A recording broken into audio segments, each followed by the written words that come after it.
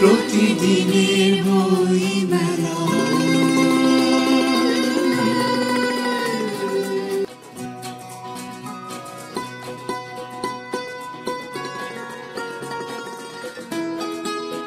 মেলায় কথা হলো বিশিষ্ট লেখক ও গবেষক ইসহাক খানের সাথে। মেলা নিয়ে জানালেন তার অভিমত। এই বই মেলা হলো আমাদের প্রাণের মেলা, লেখক পাঠক প্রকাশকদের মিলন মেলা।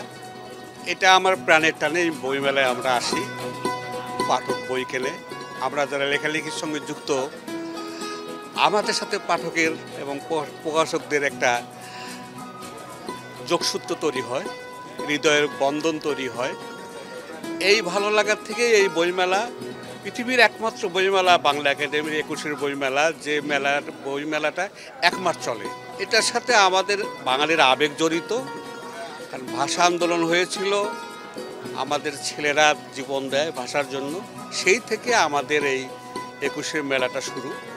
আমার যারা নতুন প্রজন্ম, তাদেরকে অনুরোধ করব যে পড়তে হবে, অন্তত ইতিহাস জানতে হবে, নিজের ধর্মকেও জানতে হবে, এবং এটা না পড়লে সে জানবে কিভাবে।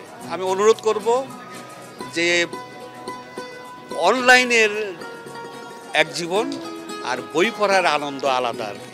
আমি তরুণদেরকে বই পড়তে বেশি বেশি উৎসাহিত করি এবং উৎসাহ করছি, এবং তারা যেন বই কেনে।